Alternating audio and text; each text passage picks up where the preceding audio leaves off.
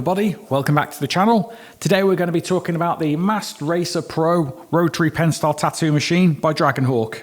I recently did an unboxing video and spoke about my initial thoughts on the machine itself and all the things that came in the package. But since then, I've used the machine to do some practice skin tattooing and on some clients, so I've got a bit more experience, so I can talk a little bit more in depth about this machine and what I think about it. So we're going to jump into the time-lapse tattoo, and then we're going to talk about the machine a bit more. So stay tuned, because there's a lot to talk about.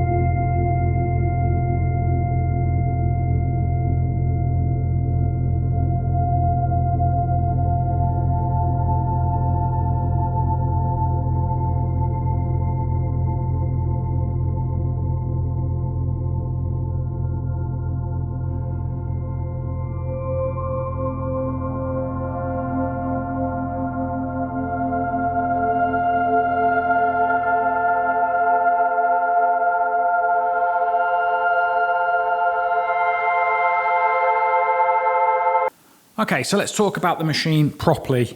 Now, generally, I like to do this in one take, but as there's a lot to talk about this machine, I don't want to miss out on any important parts, so it's going to be done in multiple takes. So sorry if there's any jump cuts, but I don't want to miss out on the good stuff. The TLDR about this machine, it's an absolute monster. I was surprised about how much adjustability you get in such a physically small machine, but also at the price point, how many features we get in it. We can really fine-tune this machine to our own personal tattooing technique, which I personally think is a great thing. I used a 9-round liner to do the outline on this tattoo, and I set the needle hang how I usually set it on both curl machines and rotary machines, somewhere around 3mm. Once I'd done a few lines, I got comfortable with how the machine was reacting and decided I was going to start using some of the adjustability features on it and see if it affected the performance and the feel of the machine. I adjusted the needle hang to be a little bit further out and found that I was getting sharper lines. So maybe this machine prefers having a slightly larger needle hang. Speaking of which, we've got the ratchet style adjustable grip like most rotary machines have. But one thing to note is most rotary machines, if we adjust the ratchet, we can get usually 3 to 4 full revolutions before we're at the end of the adjustability. Now, with this machine, we've got way more adjustability than our average machine. This is usually where our normal machine will be maxing out, but we're still going. You know, we'll be here till next week. That's the end of our ratchet on the grip. So if we look, by the time we see the actual usable adjustability, we've got, I'd say, a good 5 to 6mm that we can adjust our ratchet on there. Now, the whole length of that's probably not going to be usable with a cartridge because at some point it's going to stop engaging the cartridge to the push bar. But I do like having such a large adjustability, and it seems like each part of the adjustment is a little bit finer than most machines, so we can really dial in how we like our needle hang on there. Now, one of the selling points of this machine is being able to run it in not only our traditional DC voltage mode, like a traditional direct drive tattoo pen, but we can also run it in this new super Hertz mode. Now, the difference between the two is, when we're in our traditional volts mode, the Hertz and the voltage are directly tied to each other. So when we turn the voltage down, the motor slows down, and to some extent, the power of the machine goes down. And when we're in our Hertz mode, the power and the frequency are completely independent. So if we slow the machine down, it doesn't affect how hard or soft the machine hits, which means, once again, we've got way more adjustability to dial the machine into our personal preferences. When I was moving on to the shading on this particular tattoo, I was using a 13 mag, and we get this little table that came in with the packaging, and it's got suggested settings depending on the application type you're doing on the machine. So color packing with a 9 to 23 mag, it suggests between 75 and 100 Hertz. So I set it to 75 on the strong mode as it suggested, and I found that if I was doing color packing, it would have been nice and solid. So it was pretty close on there. Obviously, you'd need to adjust it a little bit depending on your personal technique and the client's skin, but as a starting point, it wasn't far off. When I moved into doing whip shading, I found that 75 was a little bit fast, so I moved it down to somewhere between 60 and 65, still on the strong power mode, and I was getting better results. Once I'd got a little bit more familiar with that, I thought I'd start adjusting some more settings and see how it reacts. So I changed from the strong setting to the medium setting and found I was getting more of that peppered shade that I want to achieve for that old school traditional style. So playing devil's advocate, I moved it down to the soft settings and see if that further increased the performance.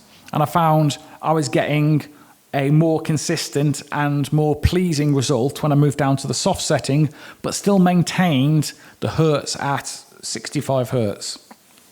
One of the features that people are talking about is the battery in this particular machine. Now, unlike a traditional pen style machine, which has the battery that pops on the back, this has got the battery inserted inside the grip. So it gives the machine a more forward weighted balance, which is good. It's a lot more comfortable, and it puts our hand in a more natural position for tattooing. So that's great. So now that we spoke about all the good things to do with this tattoo machine, it wouldn't be fair not to mention anything that might be considered a not so good or a con. Now, the first thing I want to mention is the battery life. On a traditional pen style tattoo machine, they claim the battery can go from 5 to 8 hours, and in real world, that seems to be quite accurate. This battery, I'm going to say, would last between 2 to 3 hours without a full charge, although it claims a 10-minute charge can give you an hour's worth of tattooing. This leads on to my second point. If we're going to be changing the battery more often, on a traditional pen style machine, the battery just pops off the back, pops back on, and within 10 seconds we've got a new battery. Super simple. With the battery being inside the grip on this machine, we need to take the grip off, change the battery, reattach the grip, and that also means any type of protective covering such as a machine bag or barrier tape is going to be needed to be reapplied. So logistically, it takes a little bit longer to change the battery on this machine. It's not really the end of the world, but it is something worth noting. One of the other things I want to point out is we have the light, which is a cool feature in the respect of we can change the colour. We've got a blue, we've got a yellow, we've got a green, and then we've got one that fades between some different colours, or we can turn it off. Now, I noticed whilst the light was on, when I was moving my hand, sometimes just out the corner of my eye, that light, just the movement of it would act like a little distraction. It's not the end of the world, but again, I want to point these things out. My main thing about the light is I don't really see what the point of it is. It doesn't offer any functional performance to the machine. And the only real thing I could think it would be for is though they sell it that you can customize the machine. Well, that's fine, but our machine's going to be wrapped up, so it's not really a huge point. The only practical advantage you could have over it is if you had, for example, 2 of these machines and you wanted to set one up as a liner and one as a shader, we could change the color of the light bar so we could, a quick visual inspection, say that's our liner, that's our shader. But again, I don't really think this is a real world problem. This is a very niche use because if we've got 2 machines, I've got the liner in my hand, the one on my station is going to be my shader. If you wanted to visually discern between them, the easier option is just use different color grip tape around them. So although this is a fun feature they've put on it, it's really got no practical real world usage. The last thing I wanted to point out is when we're adjusting the machine, it's quite easy to either catch this power button with your thumb and turn the machine on and off, or if we grip the back of the machine and try to adjust the grip, we can unscrew this whole display section here. Now, I've been told the reason why this comes off is because this is the same motor and the same battery housing that they use in the Archer Ultra Max S. So they just screw the different back on, which has the different display on it. Now, I don't know how true that is, but again, I just want to point out these little things. So with all the features of this machine, who do I think it's aimed at? Well, I don't think it's aimed at the true beginner, someone who's never tattooed before. But with that being said, you could put it in the DC voltage mode and just use it like a traditional pen machine. Then once you've got a bit more experience with the tattooing process and you're a bit more familiar with the machine, you could move into the Hertz mode and start using the more versatility of the machine and exploring that. So it has got room for growth, and as I've said, it is a very versatile machine. I don't think it'd be as convenient for somebody who's doing large 6, 7, 8 hour back pieces, for example, or doing, full sleeves in one go, due to the way we've got to change the battery. I think this is more aimed at people who are working in, say, a street shop and they've got like walk-in tattoos and they're doing a quick turnaround. They're finishing one client, they're doing an hour and a half, then they're changing over, they've got the next client lined up. We can then put our machine on charge during that changeover between clients, and it's going to keep the battery topped up and the machine's going to be going. Not that it can't be used for our longer sessions, but you might just find having to change the battery a bit more often, a little bit annoying, a little bit of inconvenience. So would I recommend this machine? Like I said at the beginning of this section, definitely yes. You're getting a huge machine in terms of performance and features for a relatively small price point.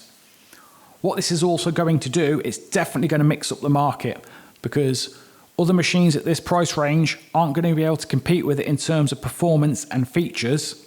And other machines that are getting up to that 400, 500, 600 euro mark are going to have to improve to justify that increased price tag. Okay, so now we've spoke about this machine in depth. What are your opinions on it? Would you agree with anything I've said in this video? Or has it changed your opinion on buying or not buying this machine?